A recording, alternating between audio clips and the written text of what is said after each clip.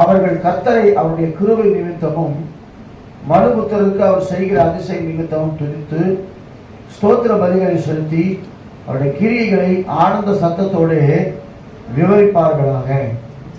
நல்ல கவனிக்கிற கண்பான தேவ பிள்ளைகளே, இந்த 107 வாசிக்கும் போது தங்கள் ஆபத்திலே கர்த்தரை நோக்கி கூப்பிட்டார்கள், அவர்கள் இக்கட்டுகளிலிருந்து அவர்களை நீங்களாக்கி ரட்சித்தார்கள் சொல்லி நம்ம வாசித்தோம். அப்ப எப்பொழுதெல்லாம் தேவனை நோக்கி நாம் கூப்பிடுகிறோமோ அப்பொழுதெல்லாம் அவர் இறங்கி வந்து நம்மை விடுதலை ஆக்குகிற தேவனாக இருக்கிறார். அல்லேலூயா சொல்லுவோமா? என வேதத்துல வாசிக்கிறோம், என்னை நோக்கி கூப்பிடு, ஆபத்து காலத்தில் நோக்கி கூப்பிடு, நான் விடுவிப்பேன், நீ என்னை மகிமைப்படுத்துவார். எப்பொழுதெல்லாம் நம்ம தேவ சமூகத்துல ஆண்டு நோக்கி கூப்பிடுகிறோமோ அப்பொழுதெல்லாம் தேவன் இறங்கி வந்து நம்ம விடுதலை ஆக்குறோம். மாத்திரமல்ல, வேதத்துல வாசிக்கிறோம், கர்த்தருக்கு ஸ்தோத்திரம். 11 வாசிக்க, தங்கள் ஆபத்திலே கர்த்தரை நோக்கி கூப்பிட்டார்கள், அவர்கள் இக்கட்டுகளிலிருந்து அவர் நீங்களாக்கி செஞ்சாரா, ரட்சித்தாரா. அப்ப இந்த சங்கீதத்துல 22 சங்கீதம் ஸ்தோத்திர பலிகளை செலுத்தி அவருடைய கிரியைகளை ஆனந்த சத்தத்தோடு விவரிப்பார்களாக. ஸ்தோத்திர பலிகளை ஏறெடுக்கணுமா? என வேதம் சொல்லுகிறது, ஸ்தோத்திர பலி இடுகிறவன் என்னை மகிமைப்படுத்துகிறான்னு சொல்லி வேதம் சொல்லுகிறது. நீங்க சும்மாவே உண்மையிலே எப்பெல்லாம் நம்ம ஸ்தோத்திர பலி எடுக்கிறோமோ, சங்கீதக்காரர் 34 சங்கீதம் சொல்ல, கர்த்தர் எக்காலத்திலும் ஸ்தோத்திரிப்பேன், அவர் துதி எப்போதும். அப்ப ஆண்டவர் எப்போதெல்லாம் ஸ்தோத்திர பலி நம்ம ஜெபிக்கிறோமோ அப்பொழுதெல்லாம் தேவன் நமக்கு இறங்குகிற தேவனாக இருக்கிறார். ஒரு காரியத்தில் சொல்லப்பட்டிருக்கிறது, தேவனுக்கு மகிமையுண்டாகட்டும், கப்பல் ஏறி கடல் யாத்திரை பண்ணி திரளான தண்ணீர் மேல் தொழில் செய்கிறார்களே, அவர்கள் கர்த்தருடைய கிரியைகளையும் ஆழத்திலே அவருடைய அதிசயங்களையும் காண்கிறார்கள். நம்ம சொல்றோம் இந்த நேரத்தில், அதாவது மலையில வாழ்கிறவங்களை கிட்ட கேட்டீங்கன்னா மலையில வாழ்க்கை ரொம்ப கஷ்டம் சொல்லுவாங்க. நம்ம சொல்லுவோம் மலை இருந்தால் ரொம்ப குழுகுள்ளு இருக்கும், ரொம்ப ஜாலியாக இருக்கும். இப்போ எல்லாமே என்ன செய்யணும், லீவு டைம்ல ஊட்டி கொடைக்கானல் அப்புறம் என்னென்ன வாசல் செலவோ அதெல்லாம் போகிறாங்க, ஏன்னா அங்கே குளிர்ச்சியாக இருக்குமா. ஆனால் அதே நேரத்தில் மழையோ புயலோ மற்ற காரியங்களோ அங்கே நடக்கும்போது இந்த மலைகளை நீங்கள் பெயர்ந்து விழுந்த பார்த்துக்கலாம். இமயமலை சைட்லாம் போனீங்கன்னா அப்படியே எல்லாம் சரிந்து விழும். ஒரு காரியம், ஒரு மழை வந்தால் குறுக்க பெரிய ஒரு பாறாங்கல் வந்து அவங்க கீழே இங்கே வரவே முடியாது. அவன் என்ன அர்த்தம் சொன்னா, அவங்க கர்த்தருடைய கிரியைகளை நாம் அறிந்து கொள்ள வேண்டும் என்று சொன்னால், எல்லாரும் நம்மளை கைவிடுகிற ஒரு சூழ்நிலையில தேவன் நமக்கு உதவி செய்யும் போது தான் அவருடைய கிரியை நம்ம பார்க்க முடியும். எப்படின்னா, இது கப்பல் ஏறி கடல் யாத்திரை பண்ணி திரளான தண்ணீரில் தொழில் செய்கிறார்களே, அவர்கள் கர்த்தருடைய கிரியைகளையும் ஆழத்திலே அவருடைய அதிசயங்களையும் காண்கிறார்கள். அவர் கட்டளையிட பெருங்காற்று எழும்பி அதன் அலைகளை கொந்தளிக்க பண்ணும். அவர்கள் ஆகாயத்தில் ஏறி ஆழங்களில் இறங்குகிறார்கள். அவர்கள் ஆத்மா கிளேசத்தினாலே கரைந்து போகிறது. நீங்க பெரும்பாலும் போட்டில் போகும்போது பார்த்துருக்கலாம், ஏறி இறங்கும். கடல் எப்படி சீற்றம் இருக்குதோ அதன் போக்கிலேயே கப்பல் போகும். ஏன்னா அந்த நேரத்தில் நமக்கு உதவி செய்யறதுக்கு யாருமே கிடையாது. நல்லா கவனிங்க, இயற்கையை ஜெயிக்க ஒரு மனுஷனாலும் முடியாது. அப்ப அந்த நேரத்தில் அவங்க என்ன செய்வாங்களா, ஒண்ணுமே செய்ய முடியாது. யோனாவை குறித்து வேதத்தில் வாசிக்கிறோம். யோனா ஒரு தப்பு பண்ணிட்டான். என்ன தப்பு பண்ணிட்டான்? கர்த்தருடைய வார்த்தைக்கு அவன் என்ன செய்யல, கீழ்ப்படியாதனால அவனை குறித்து ஆண்டவர் என்ன செஞ்சார் பார்த்தீங்களா, பெரும் காற்றை வரவழைத்து கடல்ல கப்பல் மூழ்கி போகும்படியான காரியங்களை அவர் செய்யறாரு. என்னென்னமோ செஞ்சு பார்க்கறாங்க. அந்த கடல்ல இருக்கிற கப்பல்ல இருக்கிற எல்லா பொருட்களையும் தூக்கி தூக்கி வெளியே போடுறாங்க. அப்போ கூட கடல் கொந்தளிப்பு நிற்கவே இல்லை. ஆனா கடைசியில விசாரிக்கும் பொழுது யோனாவினால் தான் அந்த காரியம், கடல் சமுத்திர அலைகள் முழங்கி கொண்டு சொல்லி அறிந்த பின்பு அவன் சொல்றான், யோனா நீங்க என்ன செய்யணும், தூக்கி கடல்ல போட்டிருக்கேன்னு சொன்ன உடனே கடல் கொந்தளிப்பு அமர்ந்து போயிட்டான். அதே போல இன்னொரு சம்பவத்தை நம்ம பார்க்கிறோம். இயேசு கிறிஸ்து சீஷரோடு கூட போய் கொண்டிருக்கிறார். போகும்போது காற்று கடலும் என்ன செய்யுது, கொந்தளிக்குது, பயங்கரமா கொந்தளிக்குது. உடனே சொல்றாங்க, ஐயரே நாங்கள் மடிந்து போகிறோமாக்கு கவலை இல்லையா என்றாங்க. வேதம் சொல்லு, காற்றையும் கடலையும் கர்த்தர் அதற்கு சொல்லி வேதத்தில் வாசிக்கிறோம். அப்ப எனக்கு அன்பானவர்களே, இது சங்கீதக்காரர் சொல்றான், இந்த மாதிரி ஒரு சூழ்நிலையில் அவங்க போகும்பொழுது அவர்கள் பயந்து போகிறார்கள். பயந்து மாத்திரமல்ல, வெறித்தவர்களை போல அலைந்து தடுமாறுகிறார்கள். அவருடைய ஞானம் எல்லாம் மூழ்கி போயிடுச்சு. அந்த இடத்துல நீங்க ஒன்றுமே பண்ண முடியாது. ஞானமெல்லாம் ஒன்றும் கிடையாது. தேவ கிருபை இருந்தாதான் நாம் தப்பிக்க முடியும். ஆனால் வேதம் சொல்லுகிறது, அப்பொழுது தங்கள் ஆபத்திலே அவர்கள் கர்த்தரை நோக்கி கூப்பிடுகிறார்கள், அவர்கள் இக்கட்டுகளுக்கு அவர்கள் நீங்களாக்கி விடுவிக்கிறார். இந்த 13ஆம் வசனத்துல நீங்களாக்கி ரட்சித்தார்னு பைபிள்ல, இதுல நீங்களாக்கி விடுவிக்கிறவராக இருக்கிறார். அப்ப ஆபத்து நாளிலே கர்த்தரை நோக்கி கூப்பிடும் பொழுது முதல்ல அவர் ரட்சிக்கிற தேவனாக இருக்கிறார், இரண்டாவதாக அவர் விடுவிக்கிற தேவனாக இருக்கிறார். அல்லேலூயா சொல்லுவோமா? ரட்சிப்புனா என்ன அர்த்தம்? ரட்சிப்புனா நீங்க ரட்சிக்கப்பட்டிருக்கீங்களா அப்படின்னு கேட்டா என்ன அர்த்தம்? அப்புறம் ரட்சிப்புனா தேவன் கொடுத்த ஒரு பாதுகாப்பு. ஒண்ணுமே இல்லாமல் இருந்தோம், தேவன் நம்ம ரட்சித்தார். தேவனை சொந்த ரட்சகராக ஏற்றுக்கொண்டிருக்கிறதுனால தேவன் நமக்கு ஒரு பாதுகாப்பை கற்றுக் கொடுத்திருக்கிறார். ஒன்று ரட்சித்தார், மூன்றாவது விடுவிக்கிறார். அவர் வேதம் சொல்லுகிறது, கொந்தளிப்பை அமர்த்துகிறார், அதன் அலைகள் அடங்குகிறது. ஒரே ஒரு வார்த்தை தான் சொன்னார், இறையாதே அமைதலாய் இரு ஒரு வார்த்தை சொன்னாரு. காற்று கடல் என்ன செஞ்சு போச்சு? அமைதியாயிடுச்சு. சீசல் பார்க்குறாங்க, யாராவது ஒரே ஒரு வார்த்தை சொன்னார், காற்று கடலும் கீழ்படுகிறது, அமைதலாக இருக்கிறது என்று சொல்லி அவர்கள் ஆச்சரியப்பட்டார்களாம். அப்ப என்ன கண்மான தேவ பிள்ளைகளே, வேதம் சொல்லுகிறது, ஸ்தோத்திர பலிகளை செலுத்தி எப்பொழுதெல்லாம் கர்த்தரை நோக்கி நாம் கூப்பிடுகிறோமோ அப்பொழுதெல்லாம் தேவன் நம் ஜெபத்தை கேட்டு நம்மை ரட்சிக்கிறவர் மாத்திரமல்ல, நம்மை விடுவிக்கிறவருமா இருக்கிறார். அல்லேலூயா சொல்லுவோமா?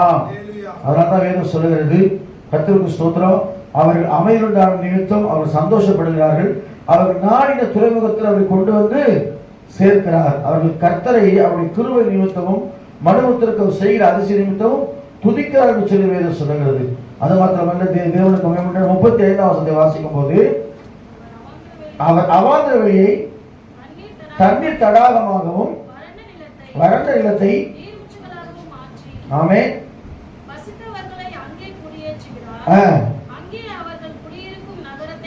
ஆமே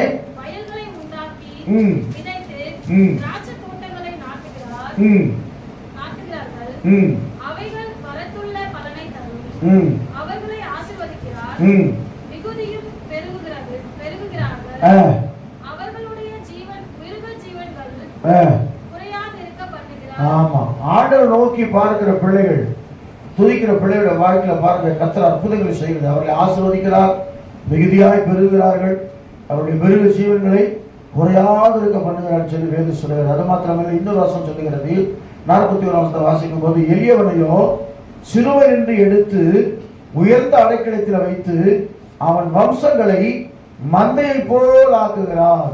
அல்லேலூயா சொல்லுவோமா? யாராவது 2 பேர் ஞாபகம், நமக்கு சிறுமையிலிருந்து கர்த்தர் உயர்த்தினார். சாதாரணமான ஆளை கர்த்தர் உயர்த்தினார். Very good. தாவீது ஒன்று. அப்புறம் தாவீது அப்பா கேட்கிறார் இல்லையா,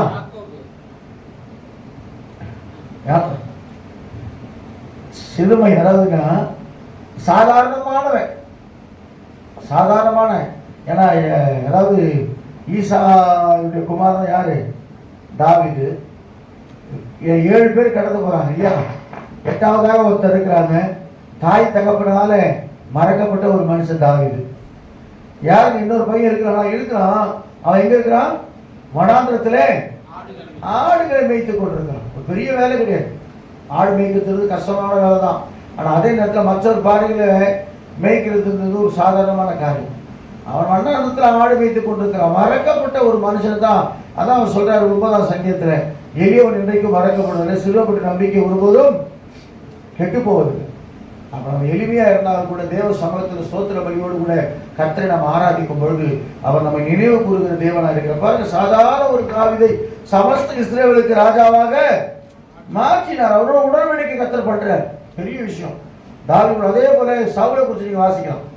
அவன் சொல்றான், சவுலை கொடுக்கும்போது நீ யார் பண்ண கேட்கும்போது, நான் இந்த பென்யமீன் கோத்திரத்தில் ரொம்ப சாதாரணமானவன், நான் ஒரு பெரிய ஆளே கிடையாது அவன் சொல்றான்.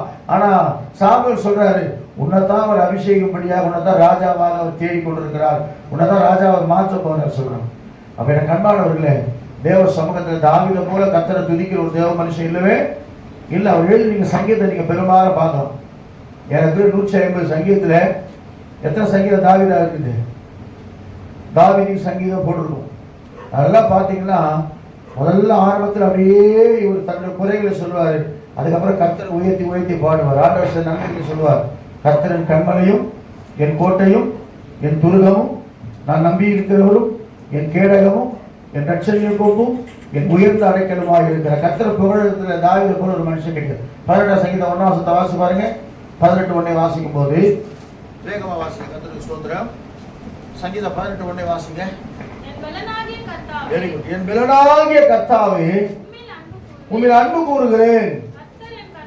கர்த்தரின் கண்மலையும் என் கோட்டையும் என் ரட்சகரும் என் தேவனும் நான் நம்பி இருக்கிறவரும் என் துருகமும் என் கேடகமும் என் ரட்சணிய கொம்பும்.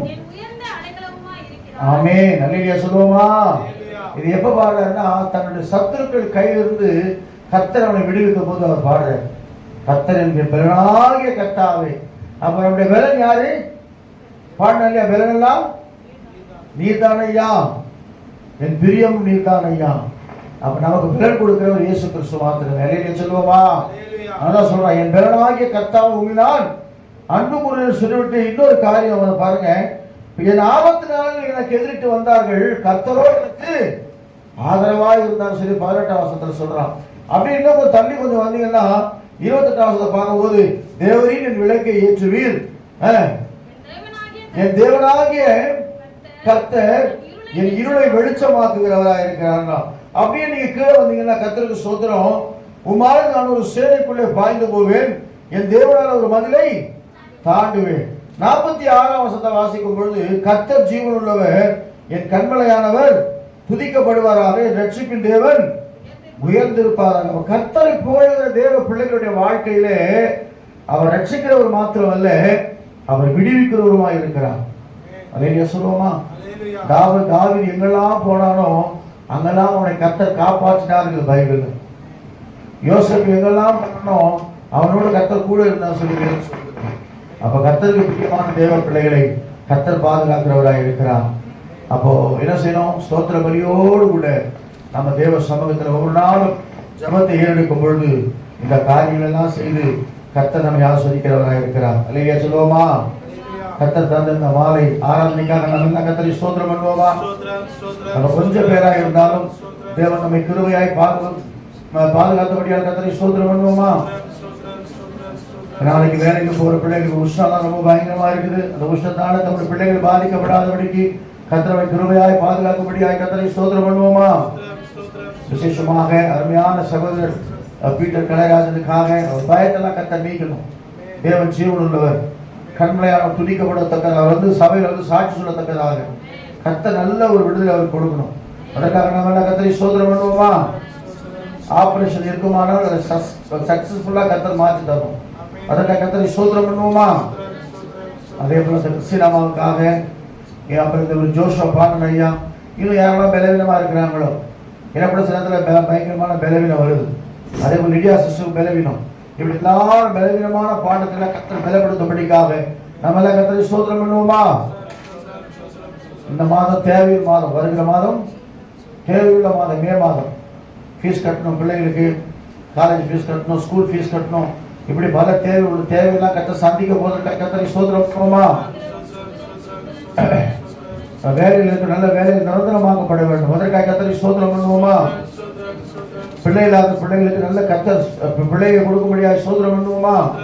தமிழ்நாட்டில் வசுமதி சகோதரிக்கான ஜெபம் பண்ண வெண்மதிக்காக ஏற்றவிட தாய் பிள்ளையை வேறு பிரிக்கும்படியாக கர்த்தரை ஸ்தோத்திரம் பண்ணுவோமா? சிறு குழந்தைகளால் தேவன் பாதுகாக்கும்படியாக ஸ்தோத்திரம் பண்ணுவோமா?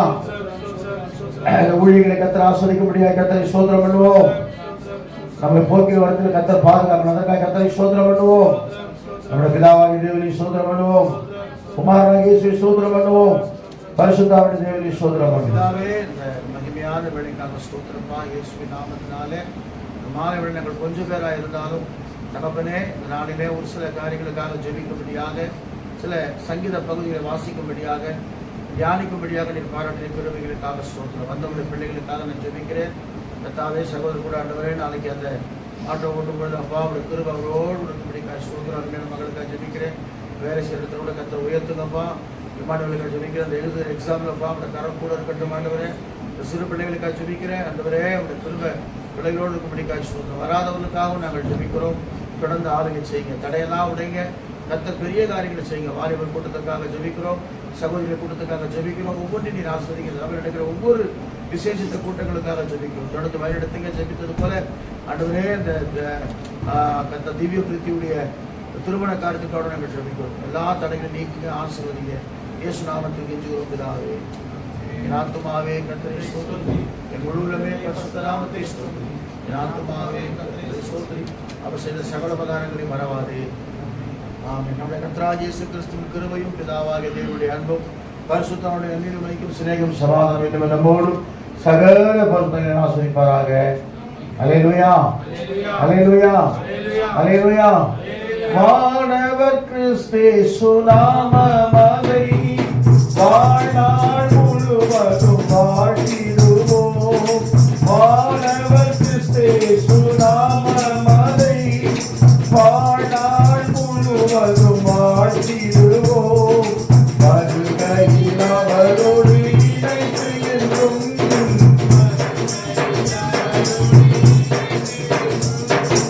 வாழ்த்துவோம், வணங்குவோம், போற்றிடுவோம். வாழ்த்துவோம், வணங்குவோம், போற்றிடுவோம். அவர் எங்கள் சங்கீதமானவர், பலமுள்ள கோட்டையுமா,